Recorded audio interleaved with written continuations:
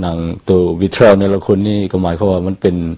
สัญลักษณ์แล้วก็เป็นหนังเกี่ยวกับเรื่องชีวิตของคนลาวเฮาแล้วก็เป็นตัวแทนของคนลาวทั้งหมดทุกๆคนในโลกที่ว่าเกิดมาเป็นคนลาวบ่ว่าจะลาวนอกลาวในจะอยู่ประเทศใดอยู่แห่งหนใดก็ตามล้วนแล้วแต่เป็นตัวแทนของชีวิตของคนลาวเฮาแล้วก็ภูมิใจที่ว่าปัจจุบันนี้สังคมลาวเฮาเกี่ยวกับเรื่อง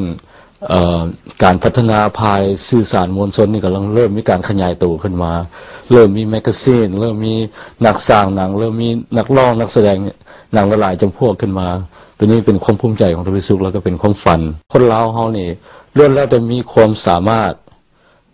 ถ้าโลกเขาเฮ็ดได้เฮาก็เฮ็ดได้คือกันเฮาก็มีมันสมองมีกำลังใจคือกันเฮาก็มีศิลปะของเฮาที่ว่ามีความสามารถที่ยืนมาถึงพันปีคือกันตัวนี้นี่จะให้พ่อแม่พี่น้องลาวเฮาซอยเป็นกำลังใจซอยกันบ่หมายความว่าหนังเรื่องนี้หมายความว่าทวีสุขไปร่วมสร้างกันกับพวกอเมริกาแล้วบ่หมายความว่าเป็นการโปรโมตตัวเองนี่มันเป็นการที่ให้ข่าวให้